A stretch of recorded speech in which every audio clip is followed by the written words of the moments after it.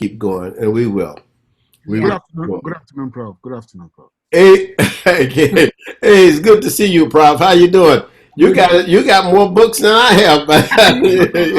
I'm just trying to be like you one day. Yeah, no, no, you better than me. It's good to see you. Likewise. Right. Thank you, Prof. Thank you. Yeah, yeah. This is always good to see you. I mean, we got Dr. King has I can see she has an international audience here from Yeah, let me see who's on you here. got South Africa here, you got France, Oh, wonderful. yep, you got Cameroon, you got UK. You That's you swinging.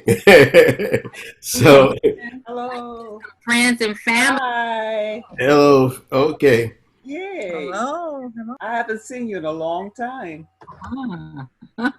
Oh, that's good. So it's really great. So um all right, so let me see. We got about 2 minutes, 4 minutes, and then I'll introduce our speaker, Okay, and I'm a, we'll get rolling here. So it's it's really nice to see everybody. Um, I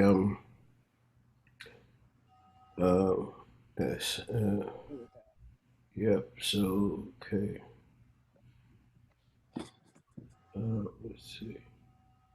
Just 1 minute, we'll be with you. Oh,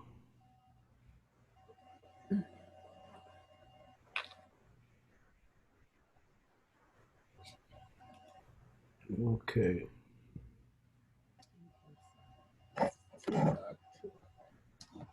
I'm still working on it. That's all right. It's working good. we, Try, it's working good. That's all right. yeah, I'm trying to get the lighting right. I have to do a class with some young people, some black children and Yeah. Latino, and I'm trying to get the lighting and the composition and everything. Well, So the composition is beautiful. I mean, with you got plants in the background and stuff, and no, yeah, yeah. It's these put things a, are a work in progress. put a yes, light in front of you on your face, on your lighting. Put a yeah. light in front of you next to your computer screen so that the light shines on your face.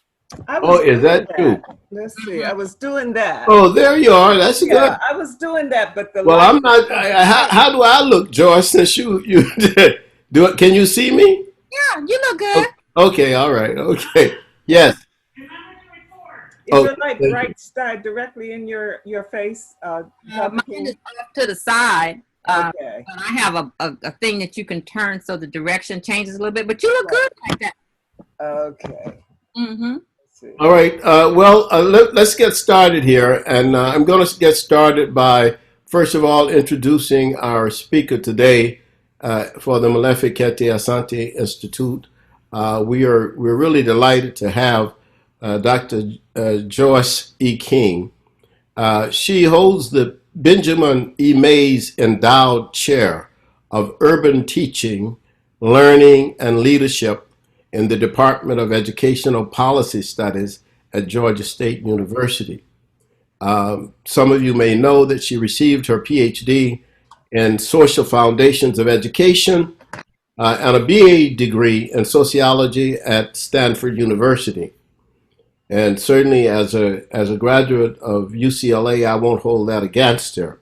She is my she is my friend. As a W.K. Kellogg Foundation Fellowship recipient, she studied women's participation in grassroots social change movements in Africa, in South America, and France, doing really a lot of work in Brazil, and has an established following in the country of Brazil.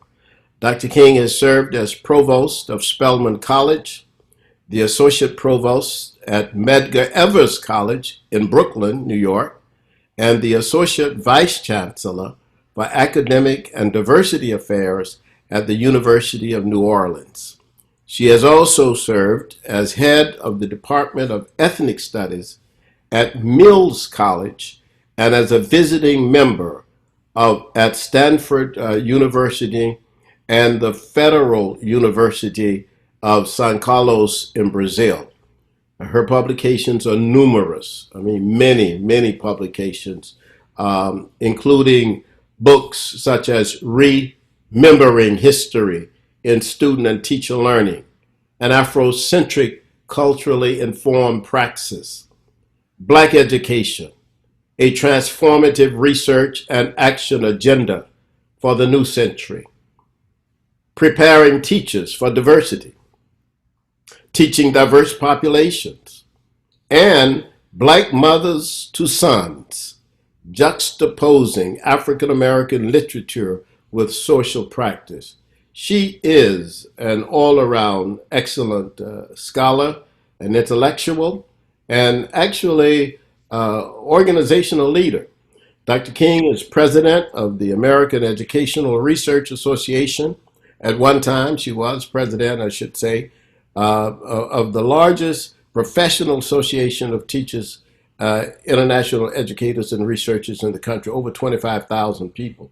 And I want to just always remember that she invited me to one of her conferences in Chicago to give a presentation and be on a program with one of the outstanding European intellectuals.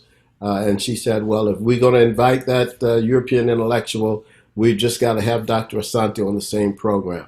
And he and I became pretty good friends, even though we were both in opposition. Well, I was in opposition. He was in opposition to me, but it was only because his notion of the New South, or learning from the South, is what I call was a way to try to revitalize Europe.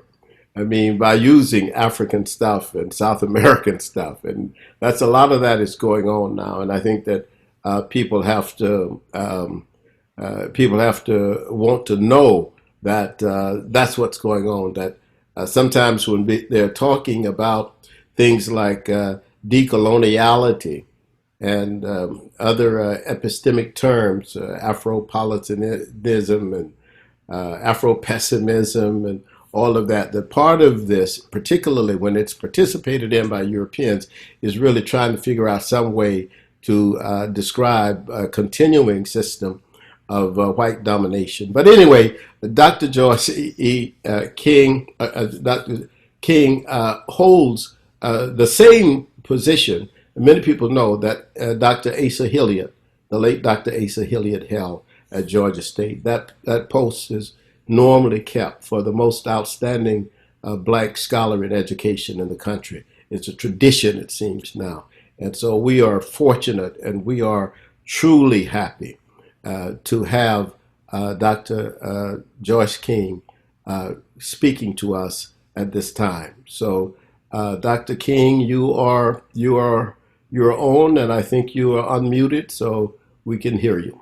Thank you. I need to share my screen so that I can show you my presentation. I thank you for that very generous introduction, Brother Asante, Dr. Asante, and it is my honor to be here. I would like to invite the audience members to use the chat.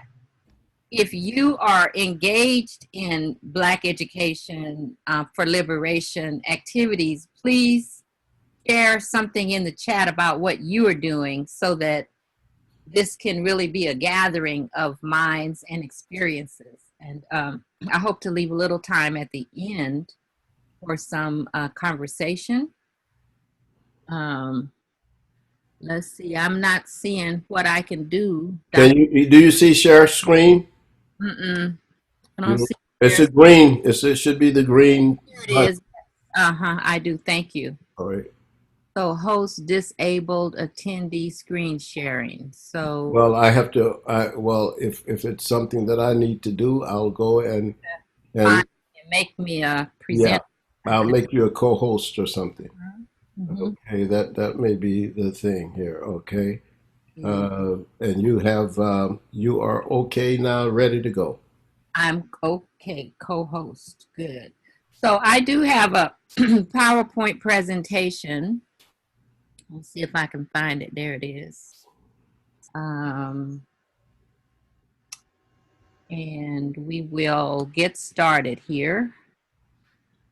So this is my topic, Black Education for Liberation and Memory Justice. And I didn't want to be too academic with, just a formal presentation. I'm really going to include some of my personal experiences because I think that our biography and the journey that we're all on is instructive. And so I will be talking both about some of the academic work that I've been involved in, but also personal experiences that have inspired my academic work. So I believe everybody can see the screen. Yep.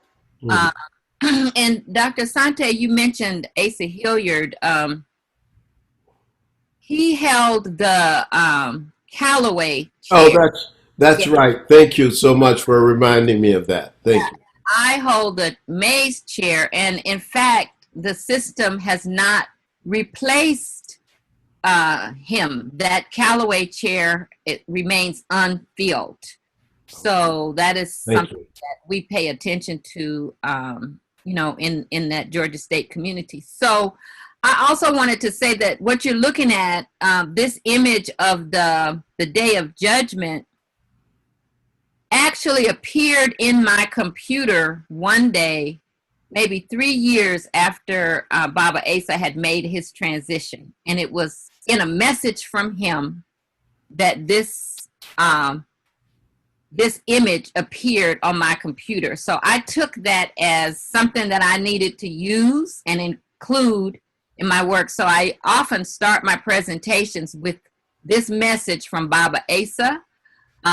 It is the Day of Judgment, and I am reminded that we want to be found worthy for the day that we have to be present for what we've accomplished and contributed.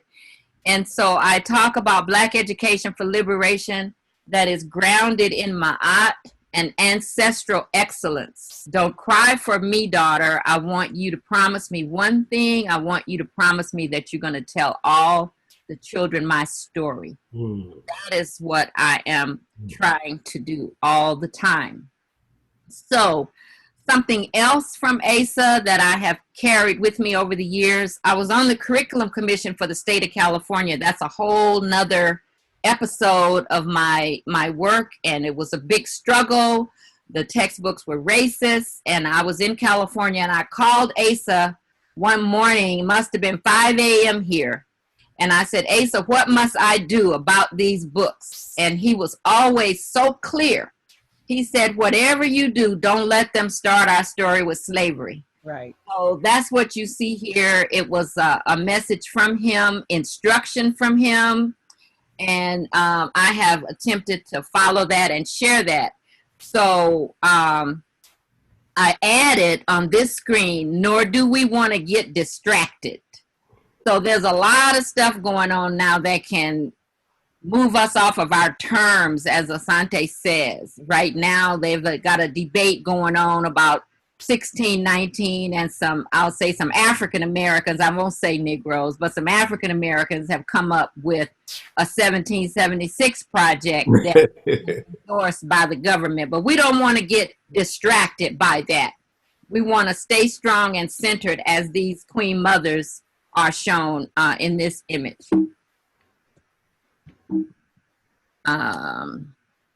Move here. So I came up with the term memory justice because often I think it's important to name phenomenon. We have to name what is going on so that we can communicate about it, work on it, and be aware of how things are moving around us. So I'm going to explain what I mean by memory justice. And the first thing is, it is our Black to the future human right to history and identity. You can just think about memory justice as us reclaiming the future that is denied to us if we don't have our history and identity intact. So it's about consciously going back to fetch vital knowledge from our collective past, to know ourselves and understand the present. But we go beyond that to say we want to use this heritage knowledge, which is a term that I've introduced in my work, to conjure up, and I'm using conjure in all the kind of ways that you can think about it, to conjure up a radical Black future with relevant Black personalities and consciousness that empowers us to transform our present everyday reality.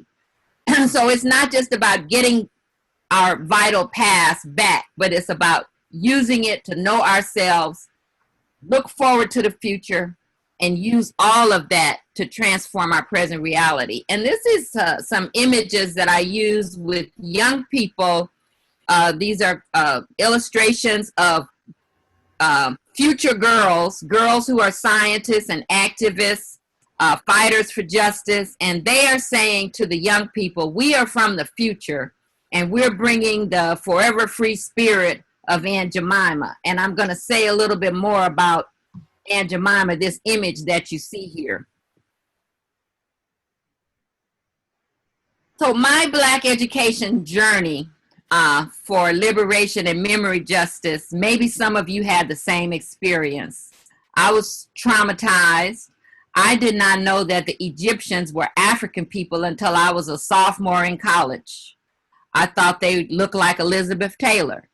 I was traumatized by Ain't Your Mommy Black, Ain't Your Mama on the Pancake Box, Aunt Jemima images that they are recently trying to clean up and change, but the damage has been done. And so the young people have the opportunity to see images like Eddie Murphy and Michael Jackson and Iman and Remember the Time. I don't know if you all remember the time, but that was quite important to see.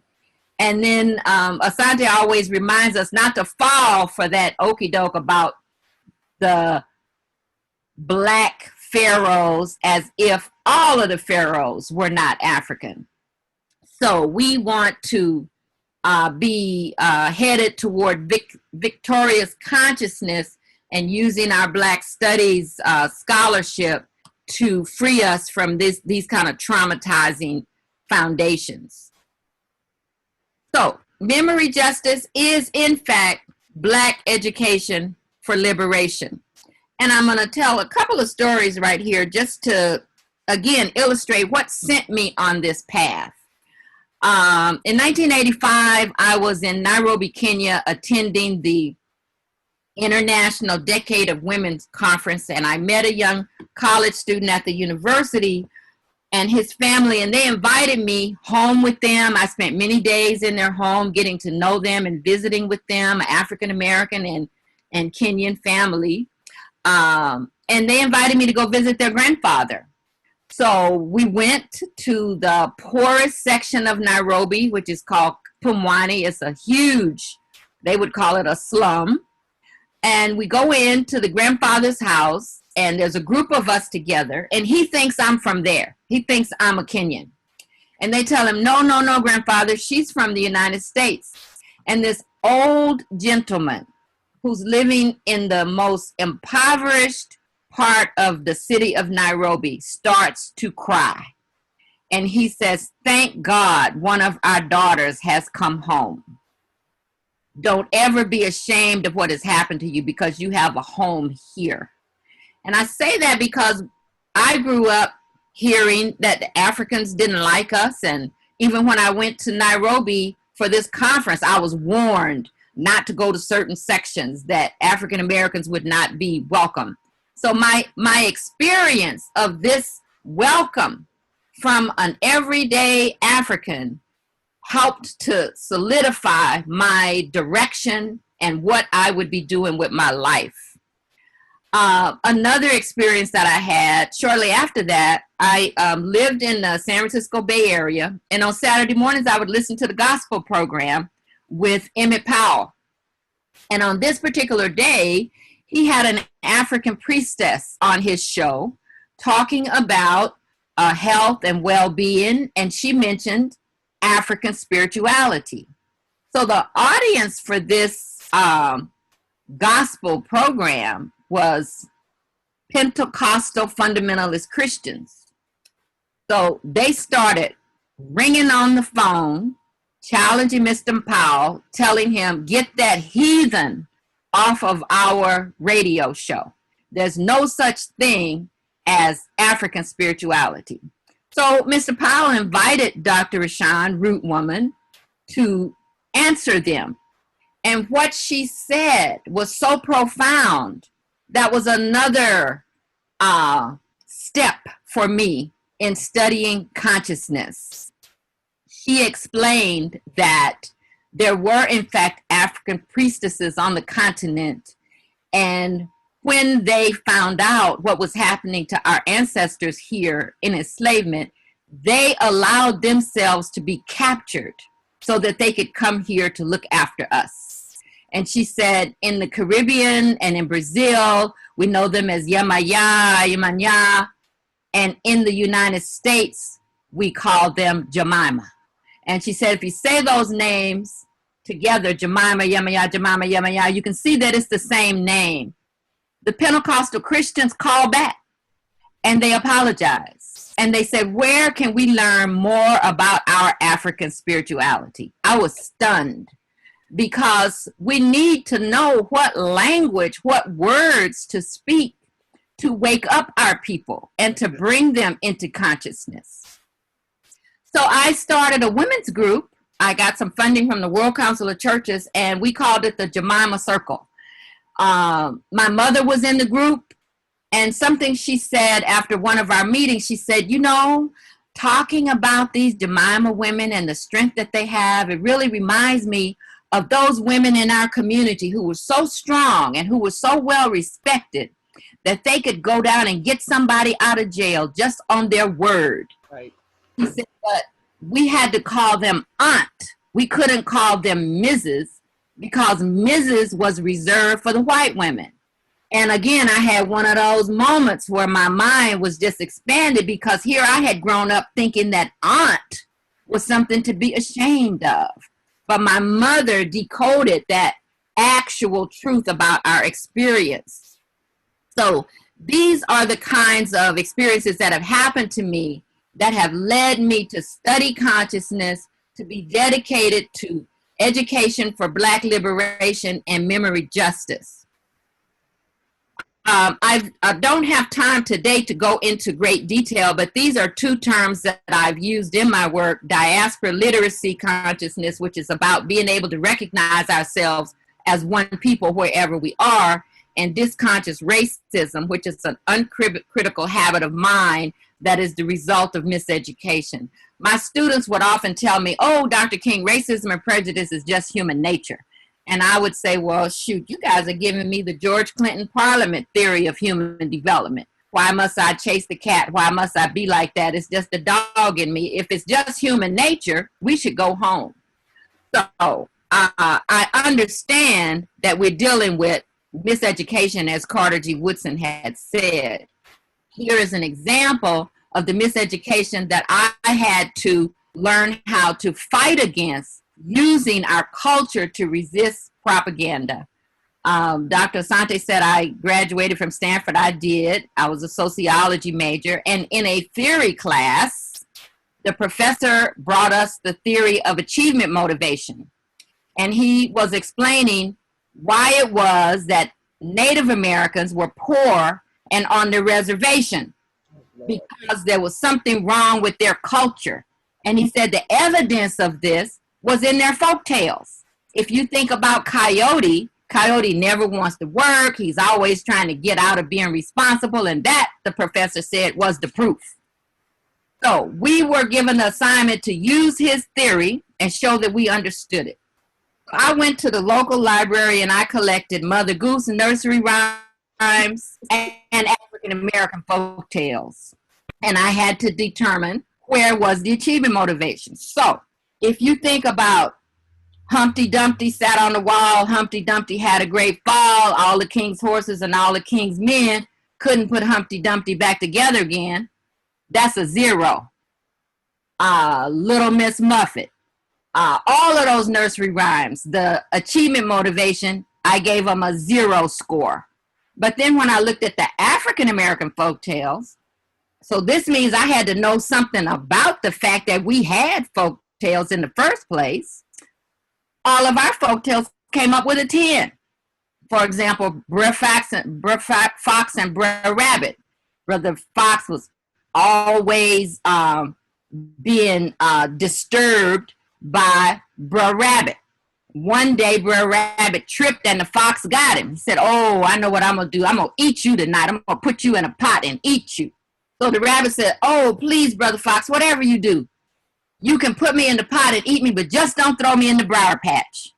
So Br'er Fox says, "Oh, the briar patch." And he threw the rabbit over the fence into the briar patch. When the rabbit hit the ground, he said, "Oh, I'm home." Achievement motivation, 10. So I wrote up my paper, and 7 years later, I'm on the faculty at another institution. The TA in that sociology class was also on the faculty there. And we were at a faculty party, and she comes up to me, she says, "Joyce, do you remember that paper you wrote for Professor so-and-so?" I said, "Yeah, I got an A."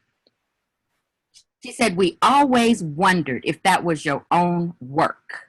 Wow, I remember. So you see, this is why we need Black education for liberation, because we're constantly being judged by somebody else's standards, and we need our own knowledge and resources to get an education that works for us. So John Henry Clark has taught us, to control the people, you must first control what they think about themselves and how they regard their history and culture. And when your conqueror makes you ashamed of your culture and your history, he needs no prison walls and no chains to hold you. And so I adapted Dr. Clark's work when I developed the idea of heritage knowledge, because he said heritage teaching permits African people to locate ourselves on the map of human geography. So Black education for liberation is militant education. It is centered in African epistemology, and Black education for liberation builds collective consciousness, commitment, and agency within present and future generations to support our struggle for liberation and nationhood. Compared to social justice education, for example, that is centered in democracy and the freedom to exercise one's full individual humanity. So I'm suggesting that we can make a distinction between multicultural education, social justice education, and what we do when we talk about education for Black liberation and memory justice. This type of education reorients our thinking about certain ideas. These are the things I was taught growing up. The slaves lost all they knew. Maybe some of you had all this experience as well. The slaves were happy and content on the plantation. The Carthaginians couldn't possibly have been Black. They had a highly developed civilization. I heard that at Stanford. Africans sold their own brothers and sisters into slavery. There would never have been any slavery if the Africans had not sold them first. We have a scholarly response to all of this.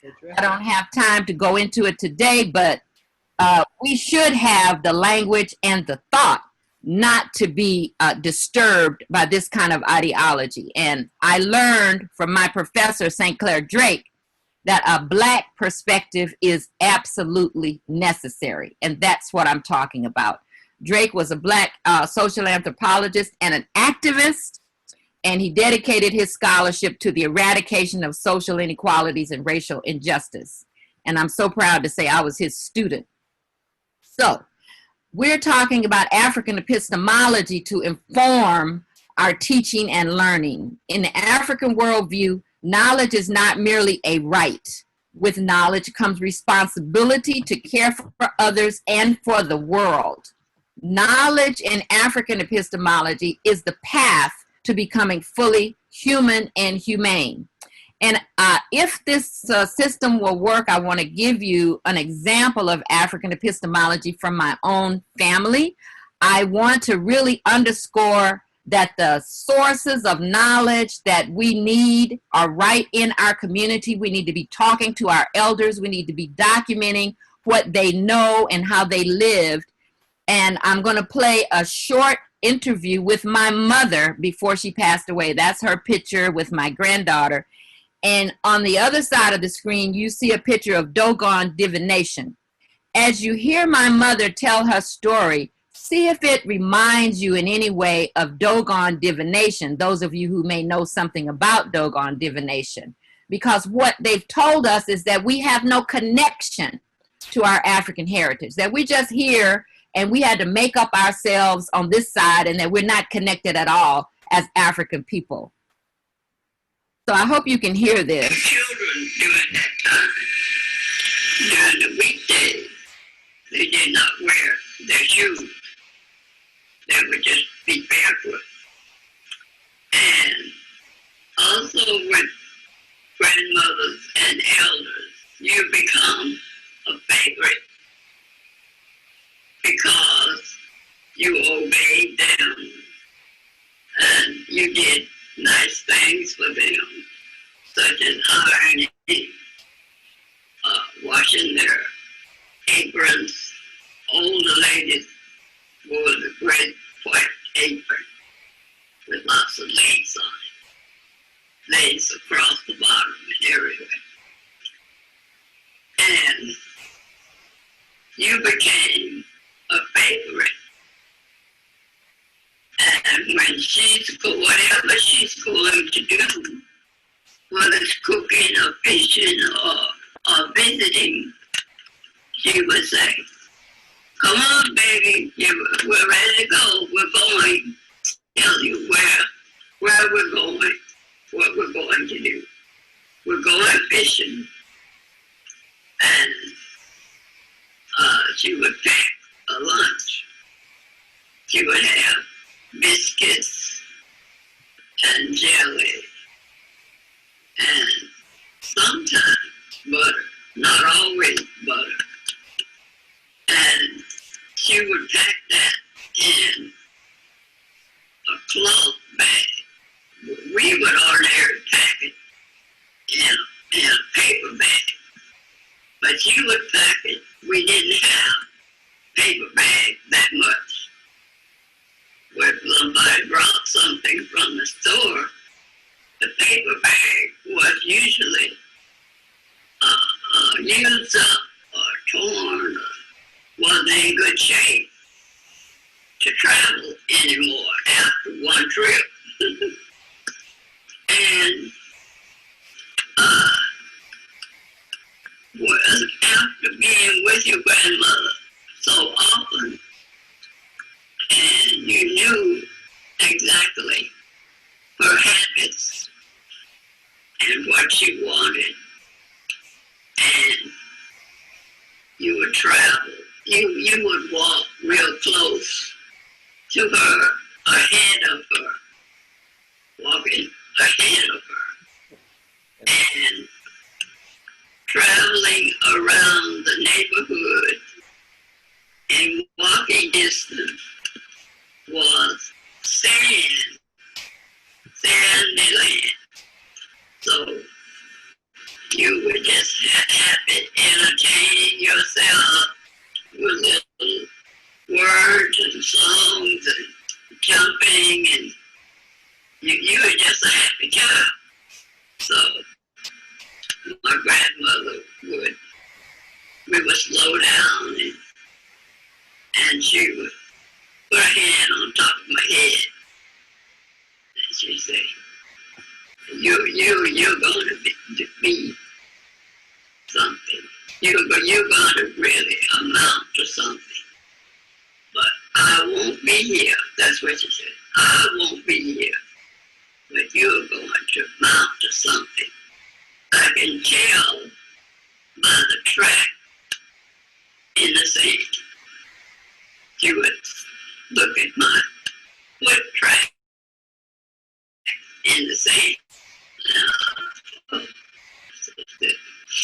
Oh, that's not.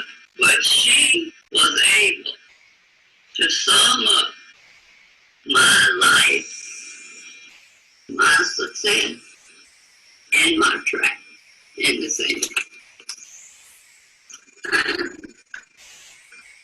I didn't forget that, but I ignored it at the time. I thought, oh, sure, there's nothing. I was about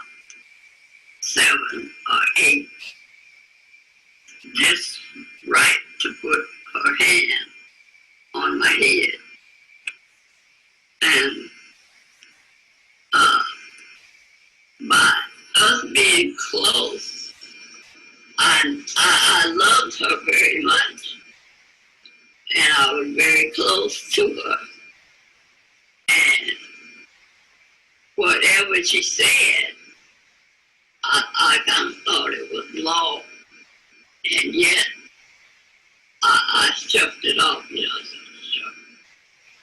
and she died when I was about 13.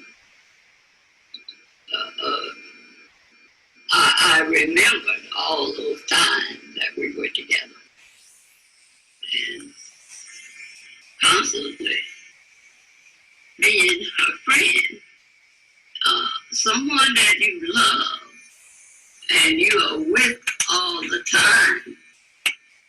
You love them and you want to make them happy. So I mentioned Dogon divination. The Dogon read the foot tracks of the fox in the sand to divine the future and to solve problems in the community. And here is my mother remembering her grandmother telling her that she could read her foot tracks in the sand. These are the stories we need to retrieve and pass on in Black Education for Liberation. More important than the memory of slavery was the memory of freedom. That's what Robin Kelly wrote about the family legacy that Thelonious Monk's family passed down to him. More important than the memory of slavery was the memory of freedom. So these memories become a part of our curriculum. Also our music. The blues is a resource for knowledge and a source of theory. Clyde Woods, in his book Development Arrested, noted that Black studies recognizes the historic commitment to social and personal investigation, description, and criticism present in the blues as a resource for knowledge and a source for theory. Woods observes that working class Black people have their own epistemology to construct new societies based on social, economic, and racial justice and our memories. A new form of consciousness must emerge, and that is our task. Here's another example of family legacy. I mentioned that I lived in New Orleans. The late Big Chief Harrison and the Mardi Gras Indians represent a tradition of resistance. Black education should include studying ways that our people resist domination. And this is his daughter, Big Queen Cherise Harrison Nelson, carrying on that tradition in New Orleans. Teaching African languages is important to resist anti-Blackness. My presentation today doesn't give me time to go into this in great detail, but Dr. Maiga and I learned that Blackness in the Songhai language is extremely and always positive. Black sun, Black earth, Black water. And the most powerful concept is Chini Bibi, the Black word. The Songhai people say in the beginning was the Black word, and the Black word has the power to make things move. When we expose our young people to this worldview, they can see that the kind of anti-Blackness that we have in the English language and in this culture is not universal. We've used this approach in an after-school and a Saturday school program for girls called the Songhai Princess Club. And this young lady is a Songhai youth, and you can see that she has this beaded headdress, and we learn to read what that headdress means. We teach the origins of the Songhai people in terms of the peopling of Africa from east to west. The Songhai people say that they came from Philae Island. And as Sylvia Winter says, everything begins in Africa. And Sylvia Winter is one of my teachers, a great friend, and someone that I recommend strongly that you get to know in terms of her contributions. When I was in Kemet with Asante, my friend and I, Dr. Petronelia Gonsalves y Silva, we were sitting in the lobby of the hotel waiting for our bus to leave, and we saw an advertisement for a visit to another temple on the West Bank, and this was the Temple of Dandara. And so when we read the name Dandara, my friend from Brazil said, Dandara, that's the name of Zumbi's wife. Well, you have to know something about Quilombos of Palmares, where the African people created their own state, and the leader of Palmares was Zumbi, and I had no idea that his wife bore the name of this Egyptian temple. My former student, Dr. Ivanilda Amado, is teaching Black Education for Liberation in Salvador, Bahia, Brazil, because the Brazilians need it as much as we do, if not even more. So we should also engage our students with African-centered scholarship and research to study their own reality. And one of my colleagues at Georgia State, Dr. Brian Williams, sent me this text one day. He was in New Orleans visiting his old middle school, and he said that one of the middle school kids had just cited my work. So this is the text, our exchange. I said, wow, cited me? How nice. Did they read my piece on New Orleans? Tell him I know what it means to miss New Orleans. And he wrote back, he said, yeah, they read the Who Dat piece. So the Who Dat is an article I published that says, Who Dat say we too depraved to be saved? It's an analysis of Katrina and Haiti and beyond, critical studying for human freedom. I was so pleased to see that middle school children were able to read this article. And if my friend Mosi Makari is visiting us with us today, he could tell, I think those were his students, he could tell us something about that. I also want to emphasize that we need to take every opportunity for productive exchanges and collaboration with Indigenous, First Nations, Asians, and Latino educators globally.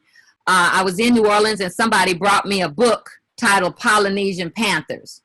I did not know that when the Polynesian community connected with the Black Panthers in the Bay Area of California, they took those examples back to New Zealand and organized their own social change movement, the Polynesian Panthers.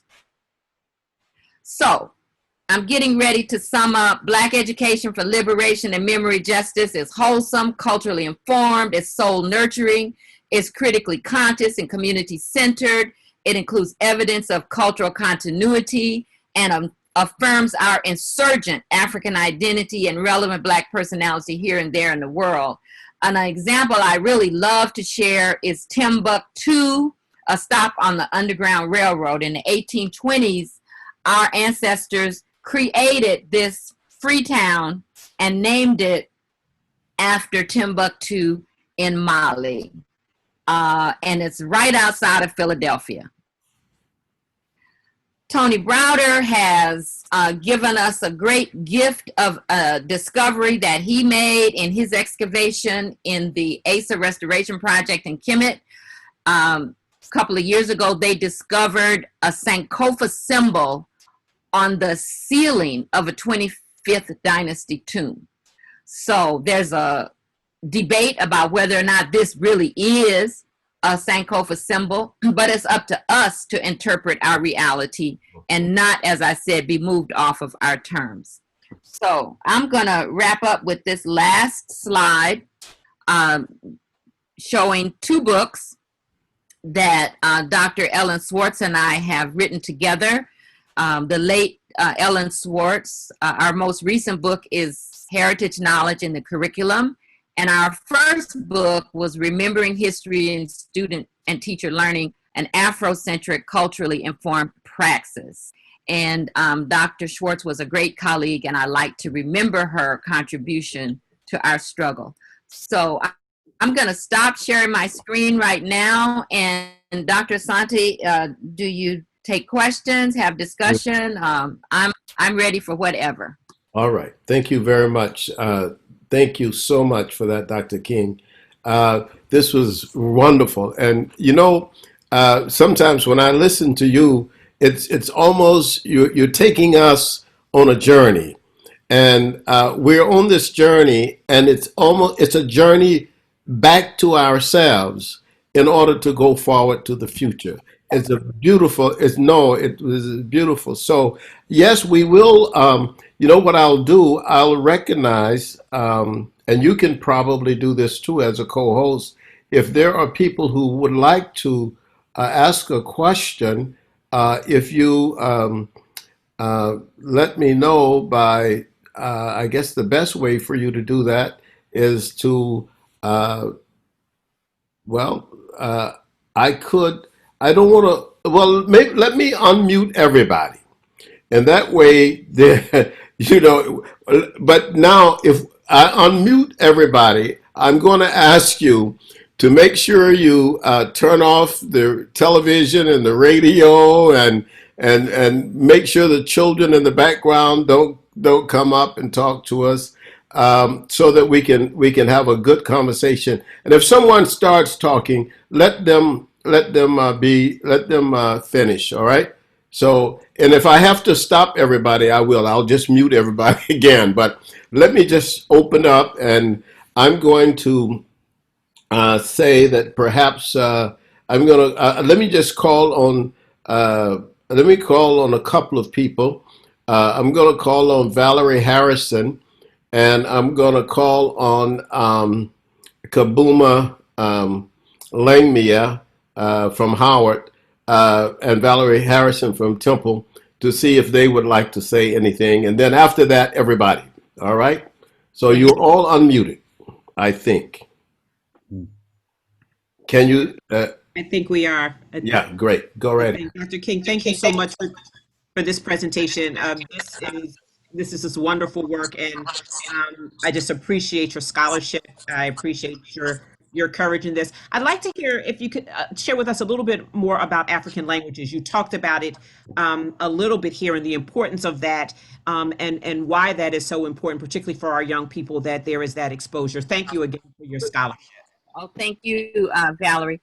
I can't say that I know about any other African languages than Songhai, but my partner, Dr. Hasimi Maiga, and I had been working in teacher education workshops, and we discovered through just sharing, because as a continental African, he did not realize how the English language anti-Blackness affected us.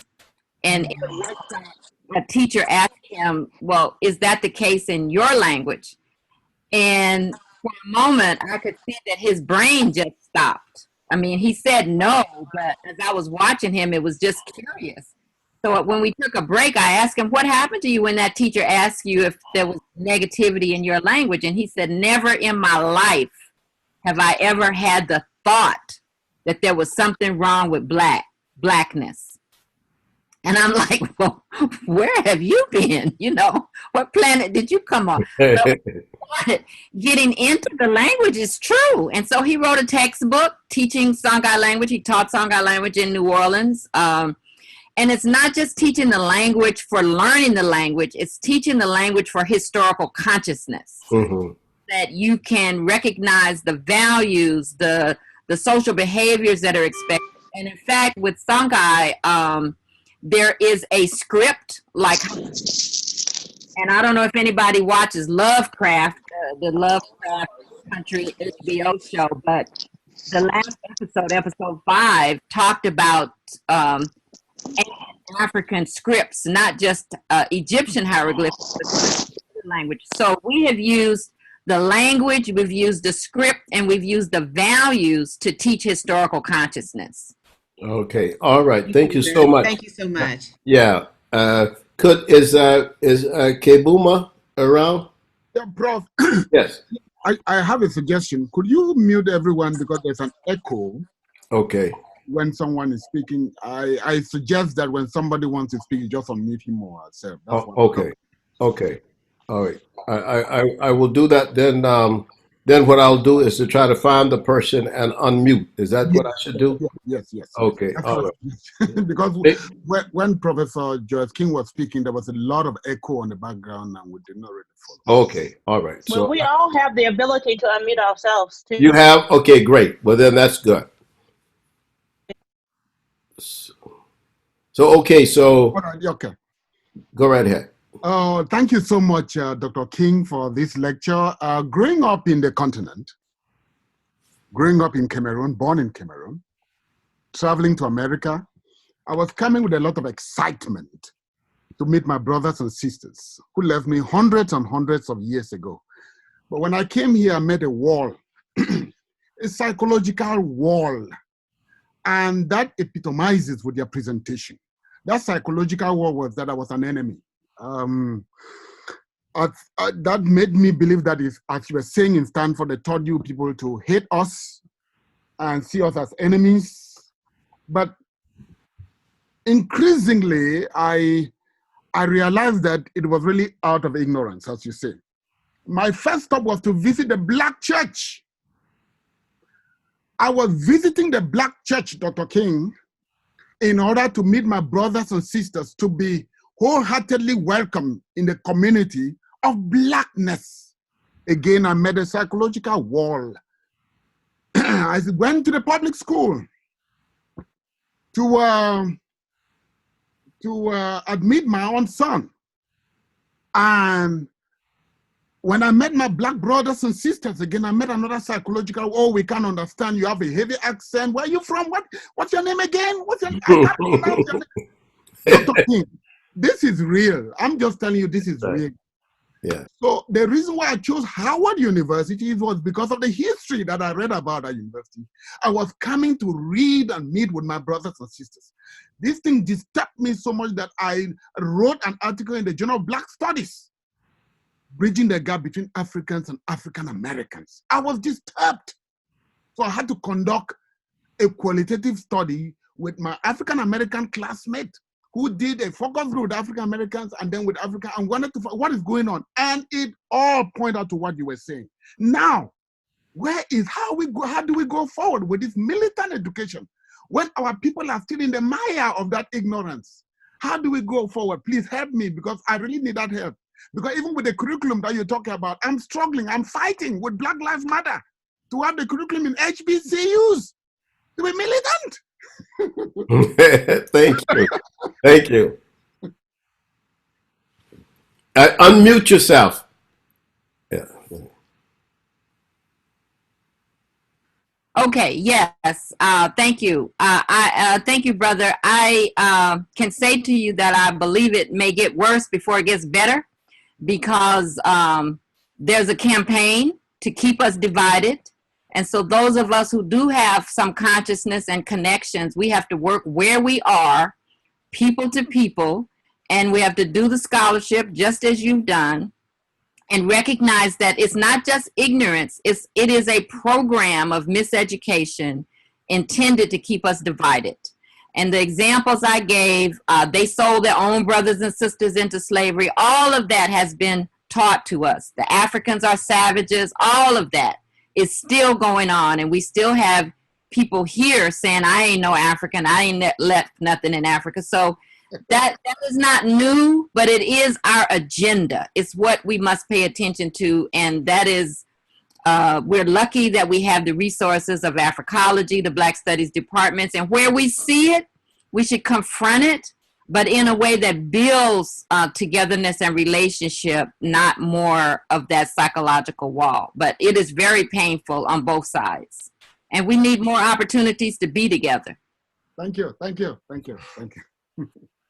All right, anyone else? I just wanted to say, this is Corey Muhammad. Okay, Corey, good. I really enjoyed it. I just wanted to say too that I think that the education needs to be on both sides, we here at Alabama State University, we had a bunch of students from the continent of Africa, and you'd be surprised, or maybe you wouldn't, how many Blacks from the continent of Africa had crazy negative attitudes about Black people from the United States. And so they didn't learn that when they got to the United States. So I think on both sides, it's not just Black people in America spoken up, Black people on the continent and elsewhere. I'm not no Black American, all type of crazy. So this miseducation is worldwide. And we need to, on both continents and in the diaspora, talk about us being one people and heal that, because sometimes white folks give out more opportunity to people when they try to identify with something else than being Black. That's a wonderful comment. Anybody want to add to that or raise a Well, I would say the universities have played a role by selecting Caribbean and African students as their diversity quota. That's correct. And that has also created some tension. But we just have to have more consciousness and awareness and tackle it when we see it and recognize that it is a program. It is not because Africans inherently hate us. They have been miseducated, as Brother Muhammad said. And if you've been on the continent recently, you can see the role of the media, all of these thuggish movies, all that is projected worldwide. So our image abroad is problematic, but there is also the reality that people have been very much inspired by our movement for justice. The example that I gave from New Zealand. So our young people here need to know more about how they are appreciated in other countries so that they can fulfill that mission. That's what I mean by Black to the future. We have a future if we're going to go get it. If we let somebody else disturb it and prevent us from building that future, we will just repeat what's been done in the past. Mm-hmm. Brother Mutu, are you interested in having a question? Mutu. Can I speak? Oh yeah, Nadav. Of course, you can always speak, Nadav. I'm sorry. Thank you so much, Joyce. I think the film that we get, the recording from your talk is a very valuable recording to use as an educational piece. So thank you for that.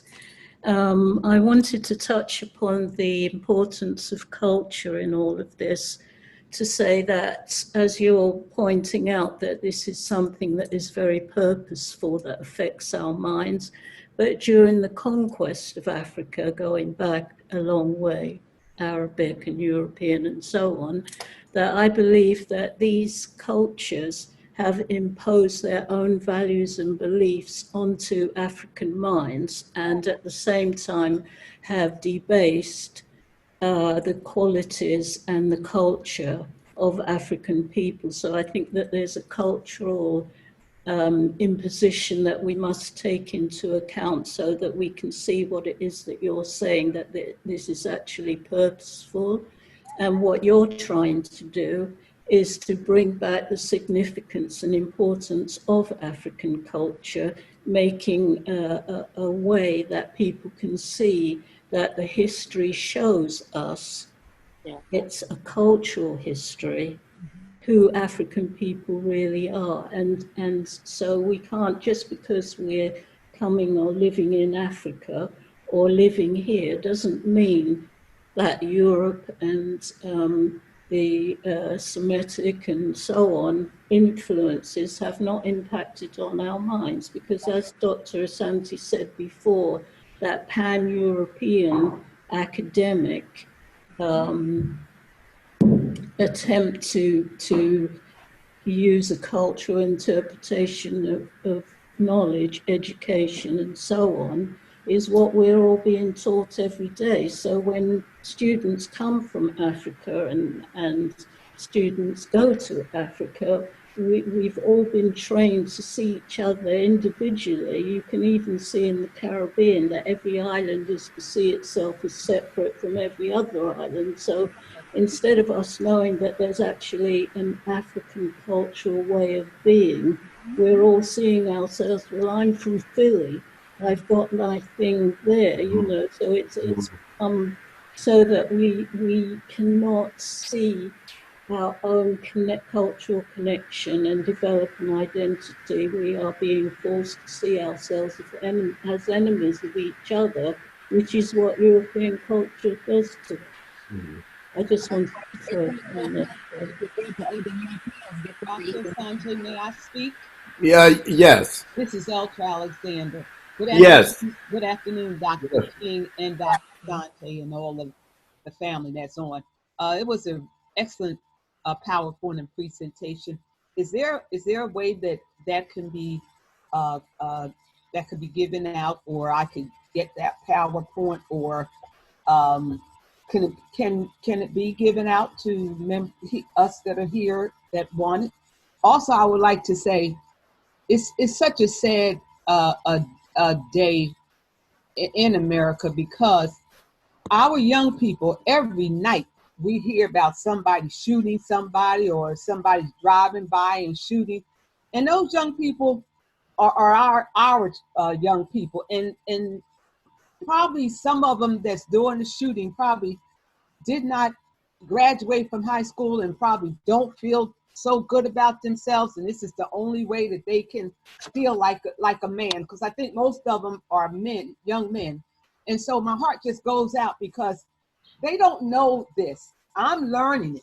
And for all of you that do know, I'm a late comer with learning more about our heritage and where we came from in Africa, because they don't teach this in the public school. That's right. I went through the public school and worked in the public school system, but no idea what's going on with this, because they don't want you to think of anything before slavery. That's So right. I thank you. Thank you. Dr. King, can you talk about the Sanghoy Princess Club a little? We need to end on a positive note, and that gave you the perfect opportunity to just say a little bit about the Sanghoy Princess Club, and and what you're going to be doing to help our young people understand the beauty of African history. And Thank you for that question, Deborah. And before I answer, I want to remind people that at the beginning of my talk, I invited folks who are doing Black Education for Liberation to put something in the chat about what you're doing so that other people can know about your work, because this is a gathering of people. So I want to say to you, Deborah Watkins, Executive Director of the ABEN Network, a Black Education Network, to put something in the chat so people know what you're doing. But Deborah was very instrumental in the Sanghoy Princess Club. And let me just back up a minute. I've heard from people who say, we don't need no princesses, that's that European thing. But the Sanghoy Princess Club is a process where girls learn about the beauty within, and that you have nobility through your character. It's not a European concept. And so Deborah was very generous in sponsoring, hosting, serving as a godmother for a Sanghoy Princess Club in San Jose a few years ago, where the girls came together on Saturdays and learned about their heritage, learned about things that they could do to make a change in their communities, and learn about the importance of connecting to their families. The pedagogy or the framework for the Sanghoy Princess Club is from the Nile to the Niger to the neighborhood. So we start with the East African Kemet experience and how African people moved to the West, to those classical civilizations, and then to the diaspora. And we use the Edward Robinson framework of the journey of the Sanghoy people to say that the Sanghoy Empire was not an ethnic empire. It was many nations of people in a civilization. And so when we trace our heritage back to West Africa, many of those people in the Sanghoy Empire, the Sanghoy civilization, are our ancestors. And so the journey from East to West to the diaspora is what we teach. And we've used the language, as I said, for historical consciousness. Going forward, I'm working on a digital version. Deborah, you don't even know this because it keeps changing. 2 years ago, I was going to do one thing. Now it's changing. I have people waiting for me in London, in Brazil, in the Caribbean. Where's the Sanghoy Princess Club? We need it. We need it. So I have a group of sisters. Nadav is in the group, and you are in the group. I will be calling you all together as my Queen Mothers to help launch this as a digital experience. So we're looking at some way that girls can be in a virtual environment and get some of what we would have been doing face to face. We will be talking about translations in other languages and what the girls can do. The premise here is that girls are studying their heritage in order to produce knowledge for others. It's just for their own knowledge, but their responsibility is to produce what they learn and share it with others. Beautiful. Well, thank you very much. But let me just, before we close, let me just say to Sister Alexander that all of these videotapes will appear in a couple of days on YouTube. So you will have, or everybody will have access to these. You will be able to see it. And that way, the speaker often cannot just send their PowerPoints, but you will be able to see this again by going to the YouTube and looking for the MKAI lectures. The next lecture that we will have will be Lazana Hotep. Some of you have heard Lazana Hotep. You know him. He's a regular almost every year at the Molefi, Kete, Asante Institute before COVID. And he's a wonderful brother who is the director of diversity at the University of California, Berkeley. In fact, he holds the position at Berkeley that Dr. Valerie Harrison holds at Temple. So we're really looking forward to Lazana Hotep's presentation, and that is on October the 4th. October the 4th is that next presentation, and we will be looking for you at that time. I don't know, I may be able to give you the, we certainly will send out messages to everybody who's online today, but I do have somewhere I'm looking for on my desktop, I'm looking for the number so that you can put the number, those of you who want to just put the number in your computer now, I can get that for you, and you can put the number of the lecture in your Zoom account. I have the number, Dr. Oh, please give it that, please, for us. Okay, the number today is for the 4th, October 4th. Oh, I don't have it for October 4th. You're looking. Okay, I have it for October the 4th, okay. And I will give it to you momentarily, and that way we will be able to have that one for next week. The number for October the 4th is 974-5744-2476. That's at 4 o'clock, October the 4th. Dismantling anti-black racism. Lazana, Lasana, Lazana Hotep, University of California. The ID number 974-5744-2476. And I just want to thank everybody for coming to this gathering. It's always beautiful. And I want to just congratulate Dr. King for starting this program for the sisters. We have to reclaim a position of asserting women in the African community, because not only are women our mothers, but when you look back at history, women are the mothers of the earth. And not only are they the mothers of the earth, but at one time we did have a matrilineal society. So we want to thank Dr. King for showing us leadership today. And thank all of you for coming to the program. All right, Asante Sana. Asante Sana.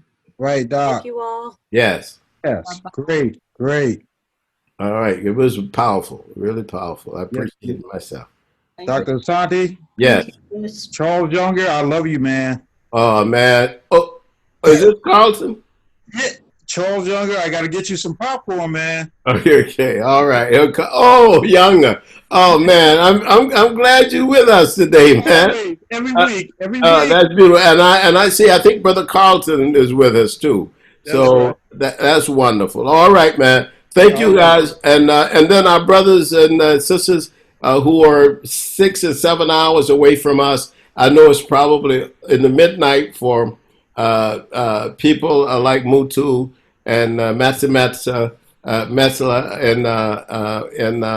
in South Africa, but they always are here, and they always wonderful. And when I used to travel a lot to South Africa back before COVID, and the brothers and people took good care of me. And in Paris, Mutu took always good care of me. I'm so happy that Sister Hope was with us as well. We have so many wonderful people on this idioma. So many wonderful people on this group. And I thank all of you, and I appreciate all of you. So have Dr. a good day. Yes. I just wanted to say that I also have my children here. They've been participating and listening. They both been. Oh, Corey, that's good. Corey, you're a strong brother. I appreciate you, man. And one of these days, I get back down to Alabama. All right, you take care. All right, goodbye, everybody. Goodbye. Bye bye. Excellent. Excellent. Excellent.